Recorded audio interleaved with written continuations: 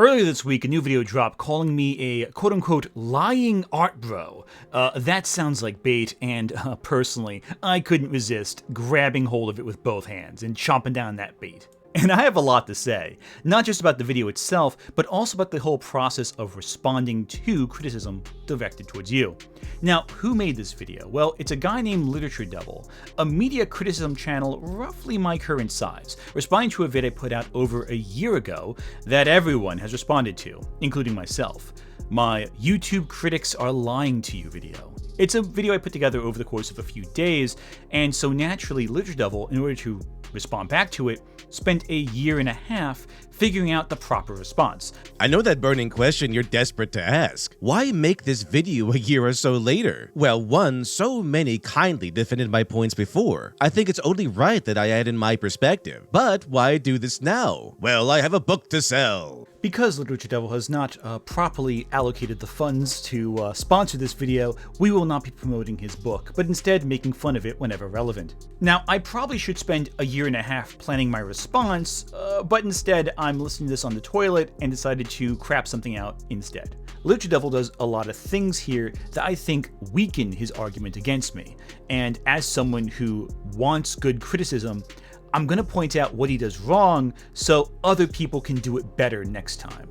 Now, I'm not gonna lie to you, I'm not gonna go through every single clip and word he says religiously in this video. There's just no merit in it. He says a lot, and most of it is kind of not important to what he's saying or what I'm saying.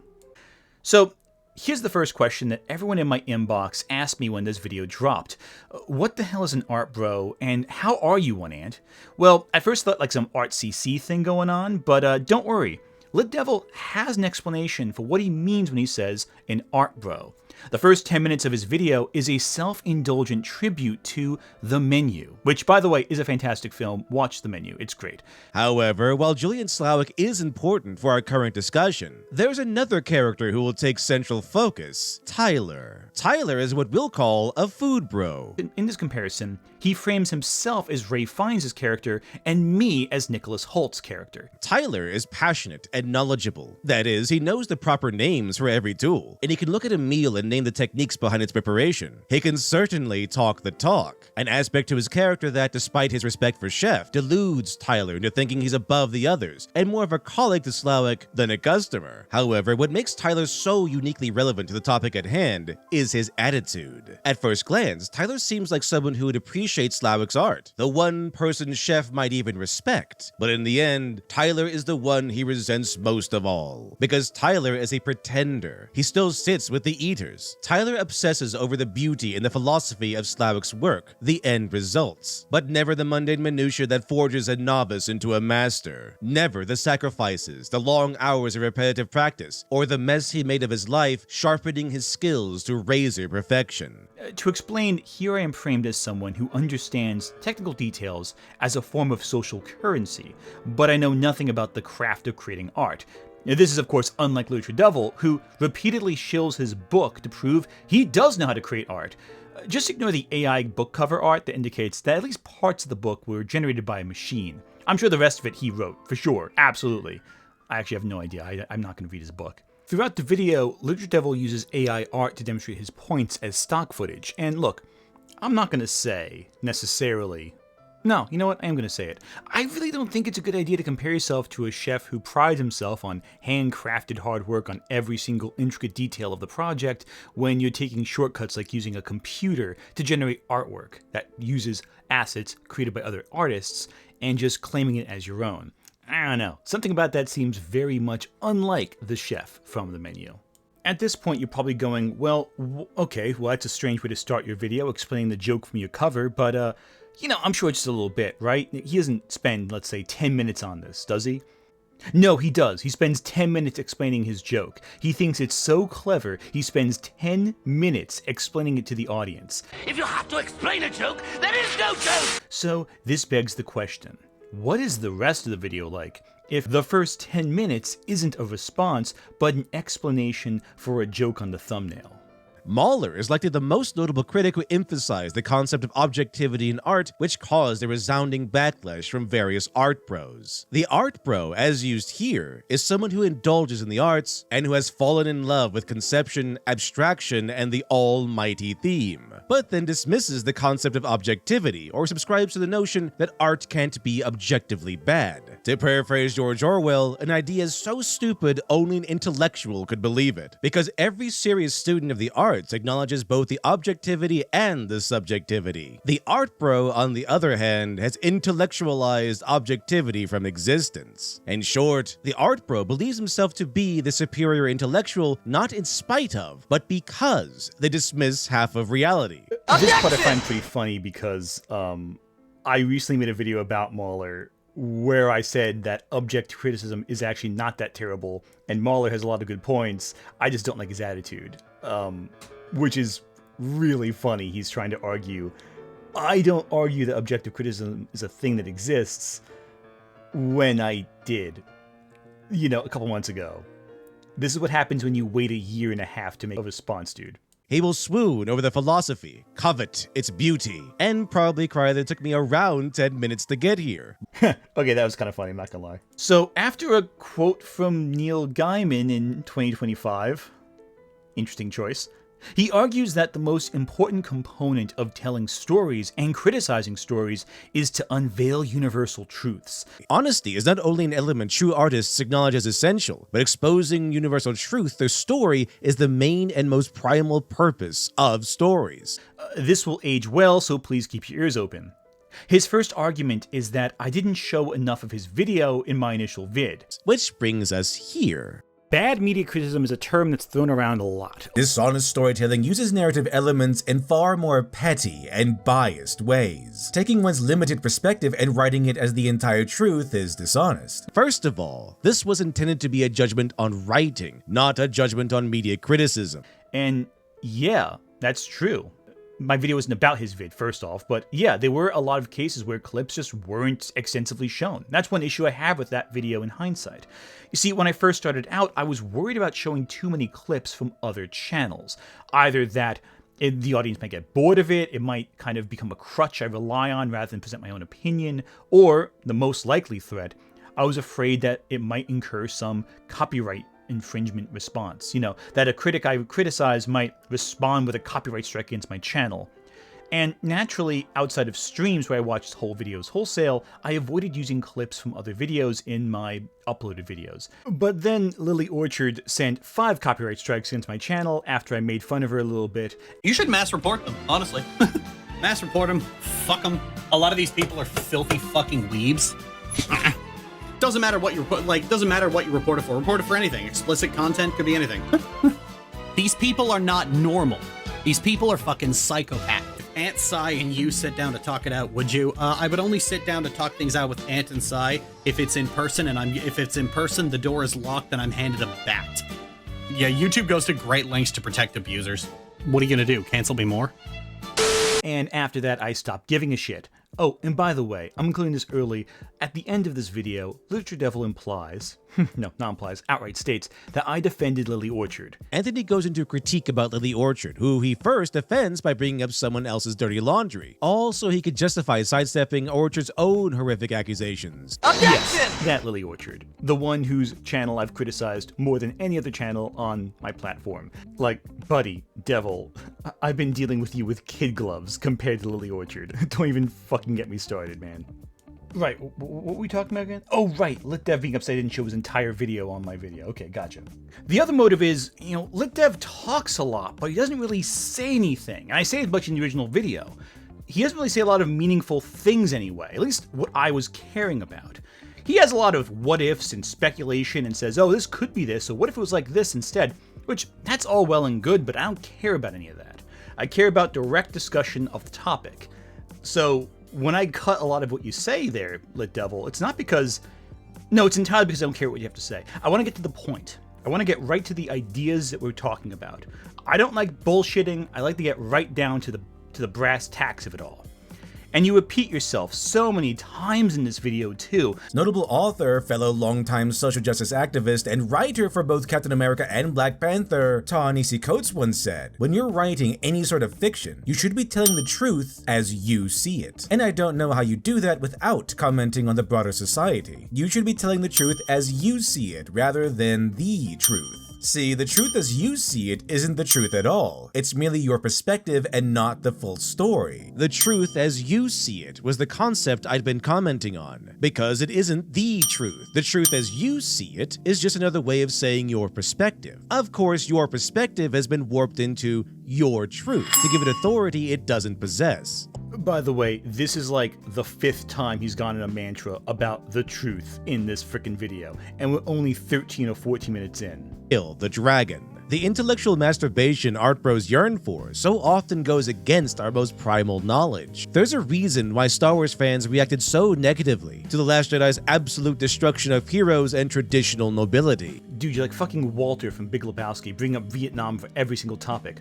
What does Star Wars have to do with anything here? No one gives a shit about Star Wars this much, dude. I forgot how often you repeat yourself. You say the same quotes. You quote yourself the same time, multiple times, in a 10-minute period, over and over again.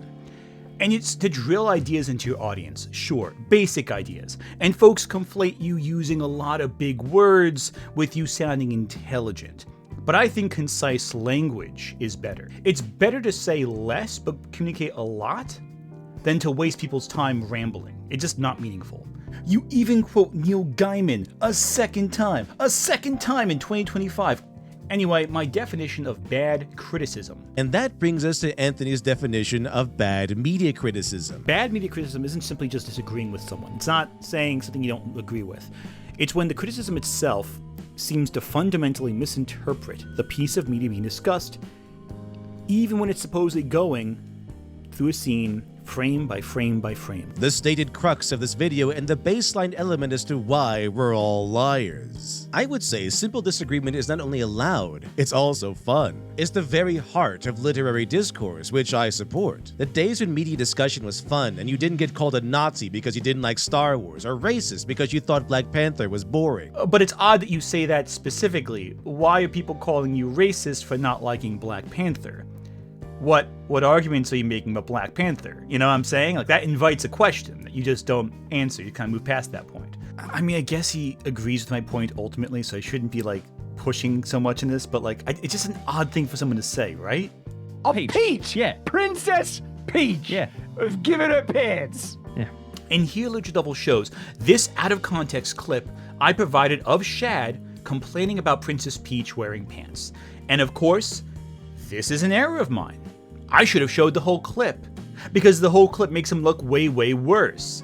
Because the full clip, which I've referenced multiple times since, does illustrate Shadiversity using bad faith criticism. The following video comes from my video, When Does a YouTube Critic Become a Lying Grifter?, which I think handled this topic way better. However, they will often point to tropes, ideas, concepts, the appearance of certain actors as evidence in lieu of actual concrete evidence. And that's enough for some of their audience. Great example of this?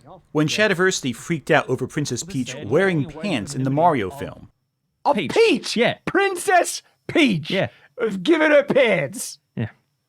Friggin' come off of it. What he doesn't realize is this costume is from Mario Kart. It's a well-established outfit for Peach. Any real fan of Mario would recognize it because they've played Mario Kart. Shadiversity clearly has not. I apologize to Shadiversity for making him look less like a tourist. I promise you, it won't happen again. But anyway, what's Lit Devil's takeaway from all this?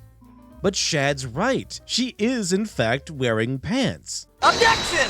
Jesus Christ, man. We'd have to already know that the anti-woke position is to promote femininity in female characters, which means more dresses and fewer power suits. And yes, this is why Peach wearing pants became a talking point, as a pushback against the masculinization of women in modern pop culture. No, Lit Devil, the femininity topic is not my takeaway for Shad. It's that Shad doesn't know shit about the topic he's talking about. He's getting all angry about something he doesn't know about. That's the takeaway. Honesty, however, means providing full context, which means noting that Peach's outfit here is actually canon. It's her iconic racing outfit, which she's wearing after the Mario gang's adventure down Rainbow Road. So this wasn't necessarily a woke element of the story, just adherence to lore. Oh, no, wait, you do know what the topic is, and why it was a point of discussion. So then what was the point in pretending you didn't know what the point was? But Shad's right. She is, in fact, wearing pants. Now, dishonesty might be me leaving it at that, unironically calling Anthony an idiot and moving on simply because that's how it looks, and it makes my side look better. Oh, you're just full of shit then. Okay, I see. He does this a couple more times throughout the video, show a random clip, go on a whole tangent and go in circles, and end up really not disagreeing with me ultimately at all. He just says things to make me sound dumb, but ultimately fails to actually make me sound dumb. He also uses these moments to promote his own intellectual nature, to make himself sound smarter. Xavier, the benevolent leader of mutants, versus Magneto, the malicious leader of mutants. How do I know? Because this structure is perfectly in line with Stanley's writing ethic and his push for universal truths. While activists will say Marvel has always pushed social justice, Oh writing my the God, truth who as they the see it, hell as we've seen cares? it, this is a lie. So far, we're 20 minutes in, and what has he actually proven so far? Yeah, what am I wrong about that he's proven? Not much. He just talks about himself, aggrandizing himself, making himself look good, while failing to actually debunk anything I said. And the problem is, he's not really doing a good job of convincing anyone but his audience, who already watch him, that he sounds good. Honest criticism means actually looking at what they say and not twisting quotes to justify your own ends. As we'll see, despite Lit Devil saying, I do that, he does it constantly. Honest storytelling, which brings us here. Chinua Achebe's famous criticisms of Heart of Darkness rewrote academic textbooks for decades and led to the creation of Achebe's counterpart to Hearts of Darkness, Things Fall Apart. But one thing both of these criticisms have in common, they address the themes and ideas of the work. When referencing specifics, it's in order to bolster the argument that the themes are fundamentally wrong. Remember when I said that a good writer values honesty, and how honest storytelling will remain a relevant topic in this video? Well, this next section is a big reason. And here's where Lit Devil said something so stupid that when I first started watching this, I actually stopped watching completely. I closed the video and walked away. And by the way, you might notice clips from Life is Beautiful right there. Yeah, that's because he left out some key details of the sequence that he never addresses. Let me just fill you in right there for the context. Some famous critical reviews have forced you to reevaluate a film. Mel Brooks' comments on Life is Beautiful, a film that implies you can laugh through the darkest times, even genocide, forced a lot of people to reevaluate this award-winning film. Chinua Achebe's famous criticisms of Heart of Darkness rewrote academic textbooks for decades and led to the creation of Achebe's counterpart to Hearts of Darkness, Things Fall Apart. But one thing both of these criticisms have in common, they address the themes and ideas of the work. When referencing specifics, it's in order to bolster the argument that the themes are fundamentally wrong. Remember when I said that a good writer values honesty, and how honest storytelling will remain a relevant topic in this video? Well, this next section is a big reason. Let's start by quoting the excerpt from Achebe's piece since the video doesn't bother to. Heart of Darkness projects the image of Africa as the other world, the antithesis of Europe and therefore of civilization, a place where man's vaunted intelligence and refinement are finally mocked by triumphant bestiality. The book opens on the River Thames, tranquil, resting peacefully at the decline of day after ages of good service done to the race that peopled its banks. But the actual story will take place on the River Congo, the very antithesis of the Thames. The River Congo is quite decidedly not a river emeritus. It has rendered no service and enjoys old age pension. We are told that going up that river was like traveling back to the earliest beginnings of the world. First, Literature Devil reads the quote I kept on screen long enough for you to read yourself, because apparently me reading it out loud to you is necessary. Achebe's extensive writings about Hearts of Darkness argue the book is immensely racist towards Native African people, especially those living in the Congo and the surrounding area. Achebe's book tells a tragic story that embraces the rich culture of various African cultures, telling a story of humanity, of characters that Conrad dismissed as savage. And Lit Devil completely fails to get this. I'm actually surprised that Anthony showed this as a positive example of critique, because towards the end, Achebe says this. In my original conception of this essay, I had thought to conclude it nicely, on an appropriately positive note in which I would suggest, from my privileged position in African and Western cultures, some advantages the West might derive from Africa, once it's rid its mind of old prejudices, and began to look at Africa not through a haze of distortions and cheap mystifications, but quite simply as a continent of people. Not angels, but not rudimentary souls either, just people. Often highly gifted people and often strikingly successful in their enterprise with life and society. But as I thought more about the stereotype image, about its grip and pervasiveness, about the willful tenacity with which the West holds it to its heart, when I thought about the West's television and cinema and newspapers, about books read in its schools and out of school, of churches preaching to empty pews about the need to send help to the heathen in Africa, I realized that no easy optimism was possible, and there was, in my case, something totally wrong in offering bribes to the West in return for its good opinion of Africa. Ultimately, the abandonment of unwholesome thoughts must be its own and only reward. Although I have used the word willfully a few times here to characterize the West's view of Africa, it may well be that what is happening at this stage is more akin to reflex action than calculated malice, which does not make the situation more, but less helpful. Let me reiterate Achebe's quote here that he just read. Originally, he was going to appeal to white people and their sensibilities, but then he saw how racist we all are and how ingrained racism was in our society, and decided to speak his honest perspectives, rather than say something nice to sell racists on the ideas he presented. The only option he saw was to violently smash racist stereotypes, rather than hold our hands through the process. He chose a blunt, harsh truth instead of pleasantries. Here's how Lit Devil interprets the quote. Which does not make the situation more, but less helpful. While chastising Western civilization for its generations-long bias against Africa, his ultimate hope is not to lift Africa as a paradise. He wasn't trying to sell it as Wakanda. He wants Western society to acknowledge the entire picture, the good along with the bad. No, that's not what Achebe's point was in this quote.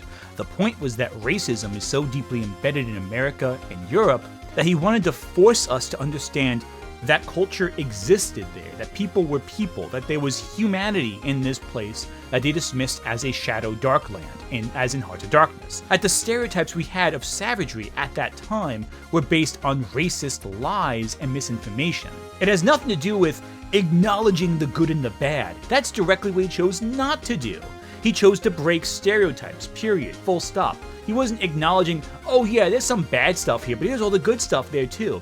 That's what he chose directly not to do. In my original conception of this essay, I had thought to conclude it nicely, on an appropriately positive note in which I would suggest, from my privileged position in African and Western cultures, some advantages the West might derive from Africa, once it's rid its mind of old prejudices, and began to look at Africa not through a haze of distortions and cheap mystifications, but quite simply as a continent of people. Not angels, but not rudimentary souls either, just people. But as I thought more about the stereotype image, I realized that no easy optimism was possible, and there was, in my case, something totally wrong in offering bribes to the West in return for its good opinion of Africa. Just because these cultures exist, that was enough. That was radical enough. Because dishonest storytelling uses narrative elements in far more petty and biased ways. Taking one's limited perspective and writing it as the entire truth is dishonest. in other words, Achebe too values honesty and honest storytelling, a sentiment echoed in Things Fall Apart. The title itself comes from the poem by W.B. Yeats, who happens to be one of my favorite poets. Oh, look at you quoting yourself like you know what you're talking about. By the way, do you know what the word but means? Do you know what that means? It means that whatever came before the but is contradicted by what came after the but. Honest criticism would require actually knowing that when someone says but, it means the first half is not their conclusion, so stop acting like it is. Achebe is a professor of African literature, and a big part of his mission is to highlight African culture and traditions because he believes that it's important to view culture honestly and not just from its biased savage image the West has held for so long. While Heart of Darkness perfectly illustrated a savage and heretical Africa that nurtured what Carl Jung would call the shadow, Things Fall Apart sought to show at once the old world traditions embodied by the hyper-masculine Okonkwo, the main character. In short, Achebe doesn't want to trade one biased biased view for another, just for the West to view Africa through a nuanced and honest lens. Are you saying that Hearts of Darkness perfectly depicted savagery? Buddy, no, it didn't. Heart of Darkness depicts stereotypes Achebe spent his lifetime deconstructing. One side elevated African people to present the culture. The other put them down as, at best, the shadow to the white man's problems, or as a savage, inhuman entity that did not deserve sympathy because they were monstrous, dehumanizing a people. This isn't a both sides are okay situation. One side is accurate. The other is colonialist. Also, conflating the Red Dragon painting, a painting that depicts Satan from the Bible, while talking about people from the Congo is a choice, certainly. The point is that the Congo people shouldn't be the shadow. They shouldn't be set dressing for white people's story because they exist as a culture that is real. They're a people. That's it. I think after this we can safely assume that Literature Devil is not someone we should look for in terms of reading comprehension or basic comprehension of the messaging of certain texts. Perhaps he's so upset by people talking about theme because he doesn't get it. Keep in mind, I'm supposed to be Nicholas Holt's character in this, the guy who just knows about the basic, superficial stuff but doesn't get the meaning of text. Meanwhile, he failed to understand why Achebe did the things he did by directly misquoting him. But let me ask you a fundamental question, and think about it for a second. What did anything he just say do to contradict my main point, which I remind you was just that Hearts of Darkness was impacted by Chinua Achebe's criticism? Some famous critical reviews have forced you to reevaluate a film. Mel Brooks' comments on Life is Beautiful, a film that implies you can laugh through the darkest times, even genocide, forced a lot of people to reevaluate this award-winning film. Chinua Achebe's famous criticisms of Heart of Darkness rewrote academic textbooks for decades and led to the creation of Achebe's counterpart to Hearts of Darkness, Things Fall Apart. But one thing both of these criticisms have in common: they address the themes and ideas of the work. When referencing specifics, it's in order to bolster the argument that the themes are fundamentally wrong. This is a common tactic these types pull. By saying nothing whatsoever, they can avoid actually directly discussing something. They distract you from what the actual point is. This is why when Cinder released a response to all the accusations made against her, she released a 1,000-page document. No one had the time to read 1,000 pages, so they just had to take her word for it that this was, redeemed her in some way. In this case, Lit Devil is wasting your time with details that really don't go anywhere. See, I value your time, so I don't want to waste your time talking about the Patrick Willems plot hole video, something I discuss extensively in my Mauler video and argue against, ironically, Patrick Willems' point. I don't want to waste your time with Literature Devil going on and on about Joseph Campbell's hero journey when it doesn't actually add up to anything or even tie into what I'm talking about. I don't want to waste your time where he sums up the Dark Knight in a way that actually makes him sound more ridiculous, arguing this scene where Batman just lets the Joker walk away. It's some perfect scene, apparently, to Literature Devil, apparently. I don't want to waste your time with that because it doesn't, once again, contradict anything I'm talking about in any of the video. He's just throwing shit against the wall and seeing what sticks. Rather, I want to hone in on a specific point he makes about a half hour into my video. Yes, we're over a half hour into this video, and he said nothing yet. Consider the next section of my video, where I talk about Blade Runner and how the plot is not the only means of communicating the ideas of the story.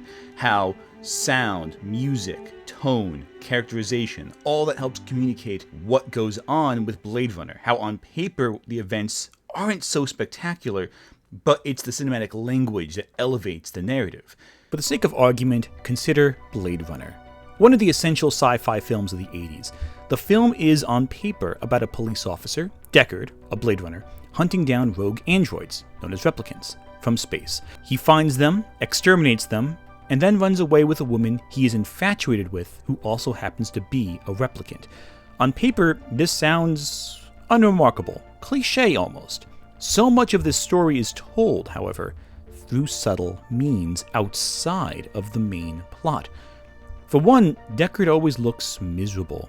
Hunting replicants is never shown to be exciting or thrilling. One replicant runs from Deckard before being gunned down. The final replicant, Batty, chases Deckard across the city and ultimately saves him before talking about the nature of life and passing away. I've seen things you people wouldn't believe. We're shown these dark, crowded streets promoting life on the off-world colonies. We're seeing an overpopulated city and the promise of somewhere better. We learn also that these colonies are being built primarily through the slave labor of the replicants, who are given only 4 years to live. And many replicants are so human that it's almost impossible to tell them apart without exact tests. And some of these replicants don't even realize that they're human. She doesn't know. She's beginning to suspect, I think. Suspect? How can it not know what it is? Commerce. A blanket plot summary would overlook these key details of the film. That's why there's more to a film than its plot. Quite an experience to live in fear, isn't it? That's what it is to be a slave. On paper, any scene where Deckard kills a replicant is just that, a killing. What elevates it is the cinematography, the music, the techniques of filmmaking. And none of this should be controversial, it's basic cinematic storytelling. Consider Blade Runner, one of the essential sci-fi films of the 80s. The film is, on paper, about a police officer, Deckard, a Blade Runner, hunting down rogue androids. On paper, this sounds unremarkable, cliché almost. So much of this story is told, however, through subtle means outside of the main plot. So unremarkable and cliche, and much of the story is told outside the main plot. The video acts as if it's dropping a bomb of knowledge about something many already know, as if it's the Prometheus to our simple caveman brains. The theme and the emotional takeaway are only delivered properly by a well-structured plot. To say otherwise is to admit your inadequacy as a critic and/or a writer. So the assertion is that we at once preach plot above all, yet at the same time, our dull caveman brains don't know what a plot actually is. A blanket plot summary would overlook these key details of the film. That's why there's more to a film than its plot. Lit Devil actually can't counter anything I just said. That's why he cut out most of what I said and reframed it, saying, oh, I skipped a few seconds, when in actuality he skipped almost all of the point I'm making. Unironically calling Anthony an idiot and moving on simply because that's how it looks, and it makes my side look better. Remember, I'm supposed to be the dishonest critic who lies about everything. In fact, studios realized that audiences might not pick up on any of this. Any of the story, all this stuff beyond the plot, they wouldn't pick up on. That's why they forced Ridley Scott to make Harrison Ford spell out the subtext to audiences in one of the most widely criticized elements of the theatrical cut of Blade Runner. Harrison Ford's bored, exhausted narration, where he just tells you what's happening in front of you. Are we just going to gloss over the fact that the voiceover exists precisely because how important the character and plot are to the story? Because if we don't understand these aspects of the story, the emotional highs, lows, and eventual catharsis won't be there. Let Dev, are you defending the voiceover in Blade Runner? Seriously?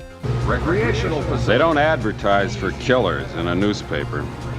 Harrison Ford's bored, exhausted narration, where he just tells you what's happening in front of you. I'd quit because I'd had a belly full of killing, but then I'd rather be a killer than a victim. And that's exactly what Bryant's threat about little people meant. This is widely seen as a big mistake. That being said, some bad media critics might need this.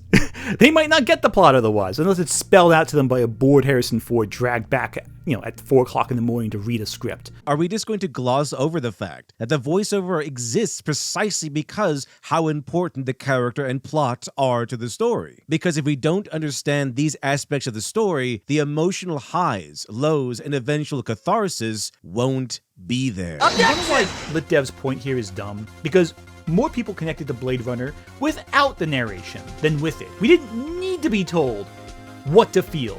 We just felt it because it was shown to us.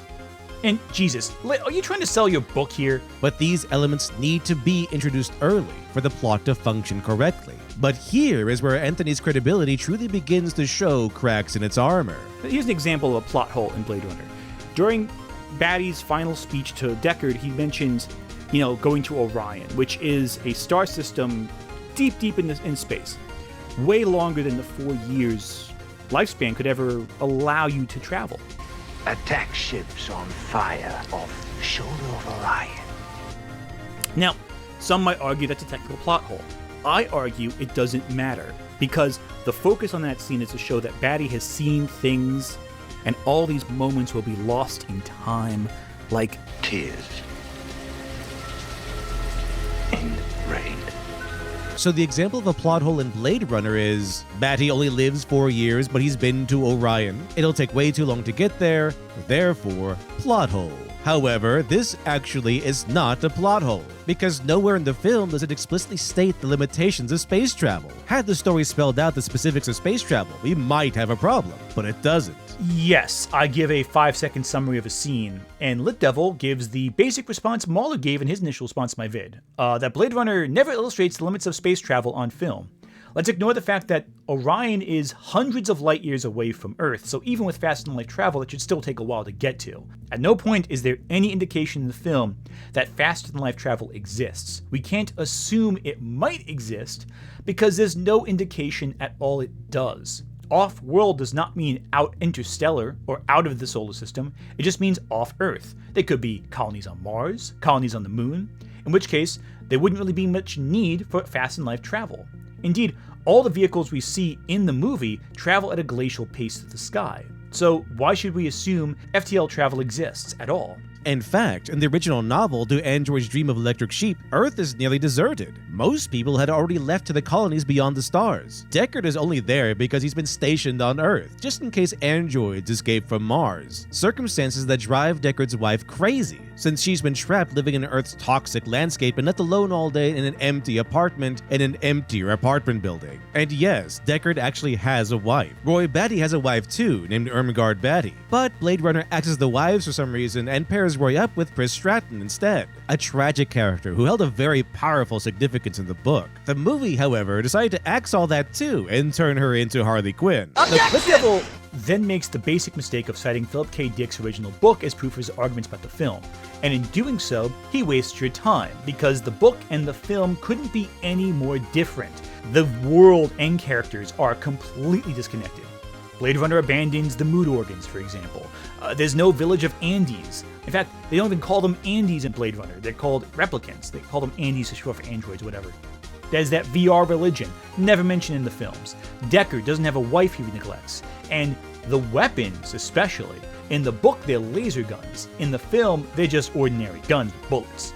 If Lit Dev thinks the abandoned Earth of Dick's novella is a reflection of Ridley Scott's overpopulated cities, he needs to reevaluate his sources. Any discussion about Blade Runner's world building that relies on the book's world building is completely irrelevant. Point is, Batty having seen Orion isn't a plot hole, because we've never been given a baseline for space travel technology, so it can be assumed that their society is on a level where it's possible to reach Orion and return in under 4 years. But even then, even let's say hypothetically that Blade Runner does have fast and light travel, who the fuck cares? At no point does any of this stupid conversation actually detract from my point, that the scene is focused on Batty reflecting on his fading life. At no point in this discussion do you actually address the core here, that whether or not fast and light travel exists, it doesn't matter, because the scene is about emotional drive. And you prove me right by going in circles and ending up throwing your hands and going up, well, it doesn't really matter in the end. Therefore, it's actually not a plot hole. Regardless, the argument here is that the potential plot hole doesn't matter, because the scene is all about how Batty's unique experiences will be lost, like tears in the rain. Yeah, it doesn't. It doesn't matter. You just wasted your entire time talking in circles about a point no one cares, and you think, oh, I made a great point, I made a great idea. Who cares? And that's compelling. The emotion is compelling. The technical details, who cares? I can't believe he just said that. By the way, did you know that emotion too is calculable? It's all factored into the plot. That is to say, the emotion is only made possible by strong understanding of good narrative structure. Also, are you seriously discussing Save the Cat to me? The book is on my shelf right now. I can go into detail about it. I also talk about in other videos about how strict adherence to Save the Cat actually holds you back because it restricts you to a certain structure. In my video about Polar Express, for example, you see what I'm doing? Bringing up older videos? Doesn't it get annoying doing that every 5 seconds?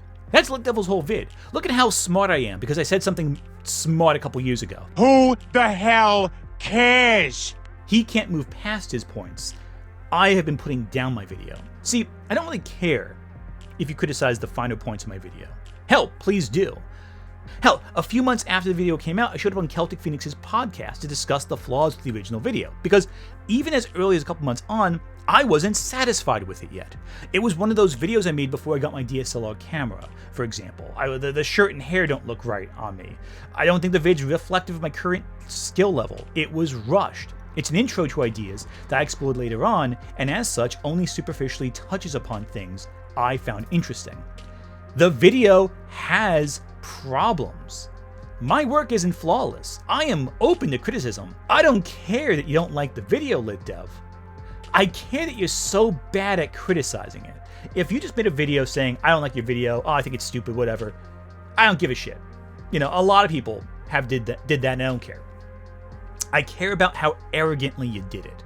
That pisses me off. And beyond all of that, actually, what actual points has he made about anything? Like, really think about it, because we are just short of 40 minutes into his vid. I have multiple videos shorter than this length. Most of the videos I made in the last 3 months are below 40 minutes, and I've made complete cohesive thoughts in that time. And here, I still don't see what he's actually disagreed with me on. He's focused on superficial elements of my video, sure, and goes in circles about them. But he doesn't even disprove the things he's going in circles over. So what really think about it? He complained about a few clips, made a bad point about Chinawa Achebe, and talked about Blade Runner having a plot hole, none of which contradicts anything I'm actually saying in this video. What actual arguments has he made about my original video that are successful?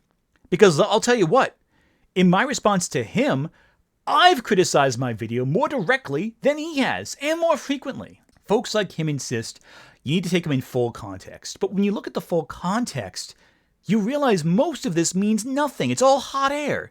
At no point in this self-aggrandizing nonsense does Lit Devil come close to a point. And ironically, to make a point, he has to cut out my context, which makes him look like a hypocrite.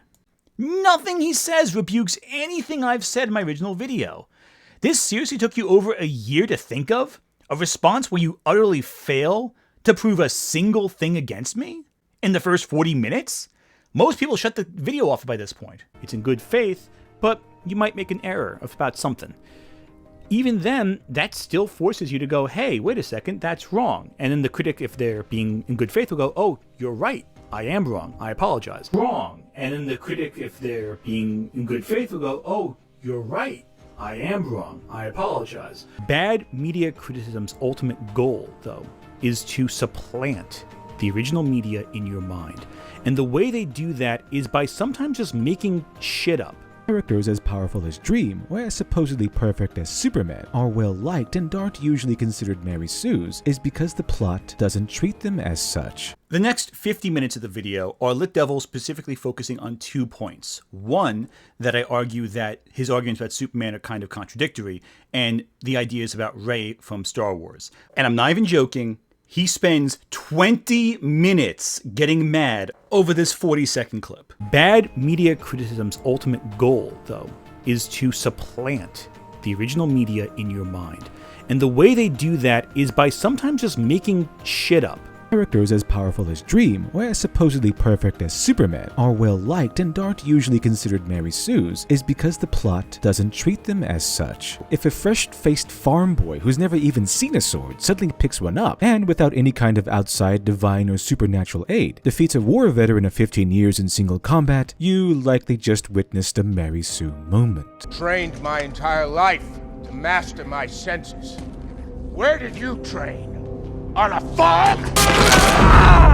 In short, a Mary Sue is character plus plot privilege. So my more generic example of a Mary Sue is that of an inexperienced farm boy defeating a veteran in battle without any kind of outside divine or supernatural aid. Because if he does, then this is likely a Mary Sue moment. To which the video says, change veteran to moon-sized space station and pick up sword to make an impossible shot without a targeting computer. And yes, the giant space station Luke Skywalker blew up with supernatural aid.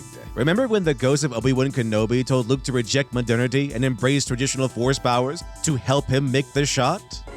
Use the Force, Luke. That's supernatural aid. The video picked one of the most classic and well-known examples of a young hero using supernatural powers to help him accomplish something he might not otherwise. Did they really think I'd forgotten about a cultural cornerstone like Star Wars? Did they just assume I thought no one would think of Star Wars? I had this exact scene in mind when I wrote supernatural aid in my video. Oh, okay, but then, how exactly is he piloting an X-Wing, despite never having sat in an X-Wing before? Other outside canon material had to be written to justify this. Also, how is he good at dogfighting in space without the Force? Because he ignores the Force until that one moment. How is he able to dodge fire while more experienced fighters get shot down? You see, the problem is that you're allowing a lot of these skills Luke just demonstrates in the moment to just go by uncritically. Not only because it helped to logically balance the scale, but it's another classic trope of the hero's journey, supernatural or divine aid. By the way, this is the payoff for him talking about Joseph Campbell so much before. Buddy, I don't have to tell you this, that's Act 1 you're pointing to. Supernatural aid early in the story. We're at the end of Star Wars A New Hope. It's at the other end of the circle you should be pointing to. For someone who spends so much time talking about story structure, you really don't understand basic story structure. Act 1 is very different than Act 3. Not to mention that a duel between novice and veteran is a showdown of skill versus skill. Luke isn't dueling the Death Star in single combat. That would be silly. Second, the impossible shot isn't impossible. It's just difficult. To quote, "But it's not impossible. I used to bullseye womp rats in my T-16 back home. They're not much bigger than T-meters." You see, what you don't get, LitDev, is that even to get to this moment, he needs to have all these different skills the movie does not adequately demonstrate him developing or having. It implies, it suggests, and that's fine because it's a fun movie. No one cares all that much because we want to see the cool scene at the end, the catharsis, the payoff for all the buildup up until this point. The problem is you do not afford that same level of flexibility to works you dislike. Any story that uses a Deus Ex Machina to save the day would probably be alright with a Mary Sue. See, I told you it would come back later. Anthony seems to lack even a surface-level understanding of A New Hope, let alone a level required for deep analysis. To bring this scenario up as a counterexample is either a shameless display of willful ignorance or a shameful display of blissful ignorance. They'll either misrepresent scenes, omit key details to make their point land better, or in some cases, lie. Why should I go on rebutting this? What does he actually disprove of? My point is that he seems to make excuses for certain characters and not others, even when aided by the same forces, put through similar circumstances, and issued with similar challenges. I don't even think Force Awakens is that good a movie. I have criticized it multiple times, yet LitDev needs 10 minutes to argue against half a sentence I made, while ignoring the rest of what I said. Take him at full context, but ignore my context. I gotcha. Because that's all he can do. And then I get debunked by Man of Steel, where Superman and Zod fight and Superman wins over an experienced soldier. Trained my entire life to master my senses. Where did you train? On a farm? Literally a farm boy versus a military veteran. Did everyone just forget that Superman had the advantage? He had an entire lifetime to get used to his powers. Zod and the others didn't experience superpowers until they stepped into Earth's atmosphere and into the yellow sun. He then argues Superman had a lifetime to adjust to his power, even though Zod, with his superior physical training, closed that gap between them by the time they fight. Even Superman was powerless aboard the Kryptonian ship and away from the sun's light. You're wasting your efforts. The strength you derive... Everything LitDev mentions here, this whole thing, it's irrelevant. Because Zod closed the gap before the fight started because of his superior training with his senses. And unlike Superman, Zod has fought enemies of a similar strength level to himself, whereas with Superman, before this day, has never encountered a being even close to his power level. Zod is just a significantly better fighter and knows what to do. LitDev's points here are again irrelevant. I cut this part out, LitDev, because none of it had any impact on the scene I'm talking about, not even a little bit, because Zod already overcame that weakness. And none of it changes that Superman never trained to fight like Zod did. Trained my entire life to master my senses. Where did you train? On a farm? Power-wise, they are even because Zod's training allowed him to gain as much skill over his powers as Clark did over a lifetime. Like, seriously, I'm critical of this movie, and even I'm giving it a fairer shake than you are. Again, LitDev thinks talking a lot can distract from the fact that nothing he actually addresses means anything. Isn't it? The sensation is so new and overwhelming, Zod has to retreat. And all of this is the context Anthony's video needs to cut out so that I can appear wrong. So when we get to... Trained my entire life to master my senses. Where did you train? On a farm? It's actually proof of Superman's legitimate advantage. In the final battle between Zod and Superman, the superpowers are not just a major element, but a deciding factor. Zod might be a veteran soldier with a lifetime of training and discipline with his natural senses, but practically none with his superpowers overwhelming his heightened senses. So when Zod shouts his infamous line, he's doing so from frustration. He too is wondering why a farm boy is beating him in combat. Zod's inexperience with his heightened physical prowess and heightened senses were too much of a disadvantage. In essence, Zod was the inexperienced farm boy, while Clark had been the experienced veteran. Let me give you a comparison to illustrate just how stupid what he just said was. In Dragon Ball Z, Cell arrives on Earth, and within a couple of days goes from his imperfect form to his perfect form. While in his perfect form, he fights Gohan. Gohan had been training in the hyperbolic time chamber for a year at this point to develop his powers to reach new heights. Once Gohan goes Super Saiyan 2, he and Cell are basically evenly matched. If LitDev applied his logic here to that sequence, he would go, well, how can Gohan be at a disadvantage against Cell at any point, because when Cell was imperfect a few days ago before absorbing Android 17 and 18, he could barely fight Piccolo. If anyone ever said that, they'd be laughed out of the room. And none of this changes the fact that none of this addresses my core argument originally. If a fresh-faced farm boy who's never even seen a sword suddenly picks one up, and without any kind of outside divine or supernatural aid, defeats a war veteran of 15 years in single combat, you likely just witnessed a Mary Sue moment. Where did you train? On a farm? That is the core of my argument. All of this, everything you just did, is irrelevant. And all of this is the context Anthony's video needs to cut out so that I can appear wrong. Buddy, explain how any of this is relevant. Oh wait, you did, and you couldn't do it. I'm gonna spare you some time right now. The next 8 minutes of the video, he complains about Mary Sue's. He gets mad at my presentation of the definition of Mary Sue's, then spends 8 minutes going in a circle before ultimately saying the exact same thing I say, as if that's a contradiction. He also spends about 8 minutes talking about editors versus writers using ridiculous AI art to prove his point, and none of it, at any point, comes close to addressing anything I say, so we're skipping it, because he wastes my time watching it, and I have too much respect for my audience to waste yours discussing it. First of all, growing up on a desert planet automatically means you have super combat skills? Yes, super combat skills means you can swing a stick hard. Even if that's true, it doesn't explain why she wins. I mean, shouldn't her opponents have similar skill level? They're on the desert planet too, after all. There's still no clear reason why Rey should win here, unless she's a Mary Sue. Or, wait for it, had a good mentor. He yapped about the mentor thing for a while, so let me just give you a counterexample. In Disney's Aladdin, Aladdin is able to fight off multiple guards without any mentor, any combat training, because he's lived on the streets and knows the ways of fighting and surviving on the streets.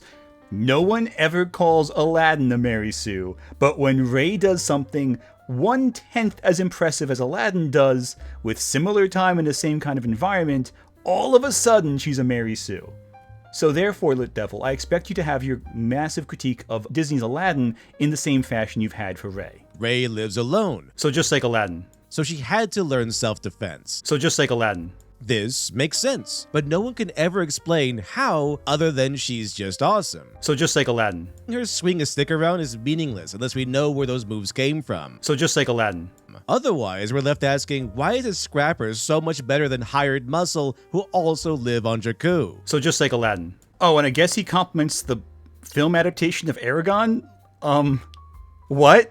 Let's take a look at Aragon. The titular character begins the story by going off on an early morning hunt, establishing tracking and archery skills. Aragon then has a sparring match with his cousin, another regular occurrence. Shall we have another lesson today? I don't have the mental capacity right now to tell you how dumb this is, too. If you've ever read the book Aragon, you know the film Aragon is a heinous adaptation of the work, and Aragon is just an all-right fantasy novel. I don't have the time to go into detail how every single thing Lit Devil says about the film does not apply to the book, which does everything the film does much better. The next half hour is just about one thing, and as much as Literature Devil wants to hide it, he can't avoid the inevitable here. But between all the clips of Brandon Sanderson talking about plot structure and plotting, between all the clips from other streamers including EFAP discussing the video, between all of this ugly-ass AI art, he only has one key point. And once more, the movie had the perfect opportunity for a setup and missed it entirely. Using traditional narrative structure, I reforge Ray from Mary Sue to a viable character by giving her a core wound. If Anthony doesn't agree with Literature Devil's fixes or whatever, you can just make that argument, explain it. Of course. Don't just be like, he just complained about Ray winning all the fights because he's a dum-dum. Because her new goal of trying to earn money to seek her parents and her motivation to learn about flying and ship mechanics could have her moonlighting as, wait for it, a ship mechanic, was returned to tradition. As I've said in the past, one great way to fix many of Rey's issues is to have her adopted by an ex-Jedi. That would explain everything from her piloting skills to combat to her familiarity with the Force. Why didn't Anthony talk about my pet fanfiction? And I don't need 20 minutes to tell you the answer to that question. I didn't acknowledge it because I don't care about it.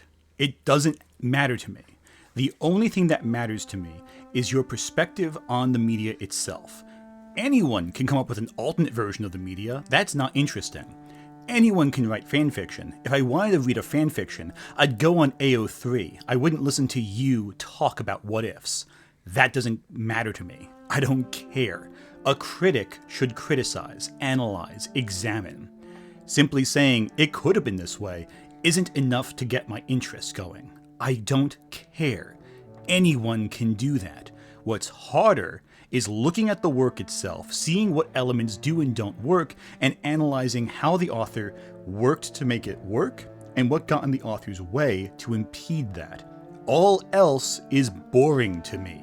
Literature Devil fancies himself a writer. Okay, we'll see if his writing's any good or not. I have no hopes and I'm not interested in ever reading it, but I'm sure someone might enjoy it one day. But I don't care about it. So, to get mad at me for not caring about your creative endeavors is pathetic, quite frankly. It's as pathetic as if Lily Orchard cared about me reading Stockholm or whatever, which I've never have. Also, Stockholm is actually maybe CSAM, so don't even go near it. It's heinous.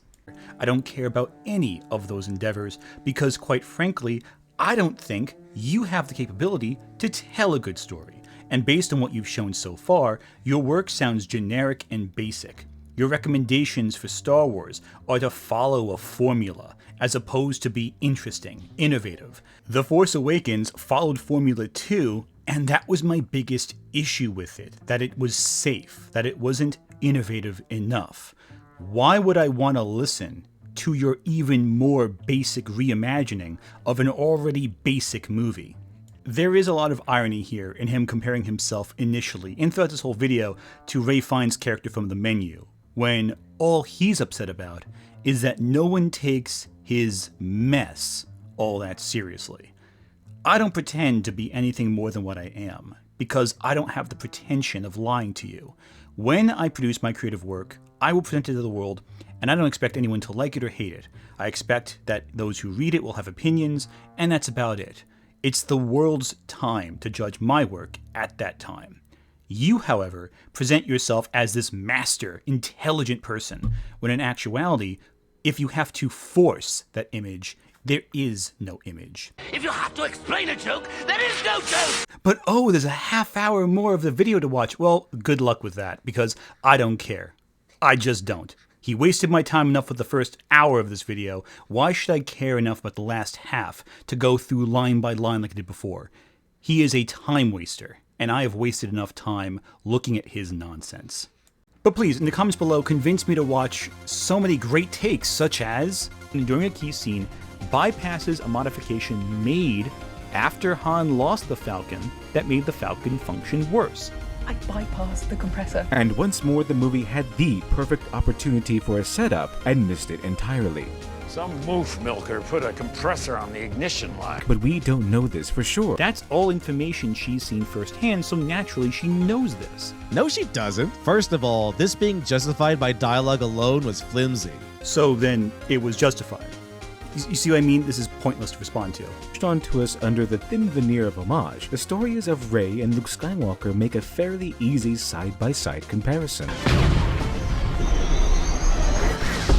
Are you implying Rey blew up the Starkiller base? Anthony is so hopelessly helpless against my points, he has to make up a point I didn't even make to debunk it and feel better about himself. Another lie to make his critique feel valid. Dumbass, you just said that the story of Luke and Rey make a side-by-side comparison, in that you're putting the Starkiller base being destroyed as a side-by-side to Luke destroying the Death Star.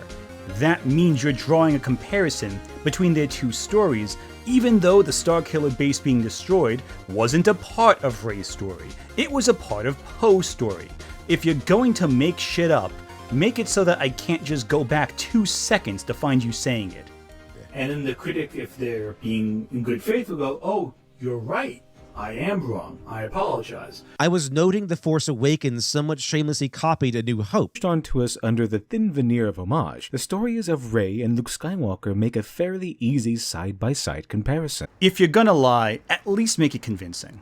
My work has been criticized for hours and hours and hours, and I've helped criticize it myself. You got criticized for 4 minutes of a 48-minute long video, and you responded with an hour and a half worth of crying. In what world are you the master chef when you can't handle your own work being criticized for seconds? Maybe a little careful. I want to actually, I want to hold your feet to the fire on that one. If it's just, if I fuck up my definition all the time. Well, That's the thing. I try to be more careful about it, but I sometimes use it even carelessly as well. It's a term I think is very strong. It's more the absolute that if it's the only thing, because like I'm actually fine with that definition, but I'm curious. So if it's like 1% good faith criticism, but 99% grifting, is it no longer grifting then? No, I'd say it's still grifting. I think. Okay, maybe I'll revise my definition. Now you're pointing out to go. It should be the biggest, the primary motivation.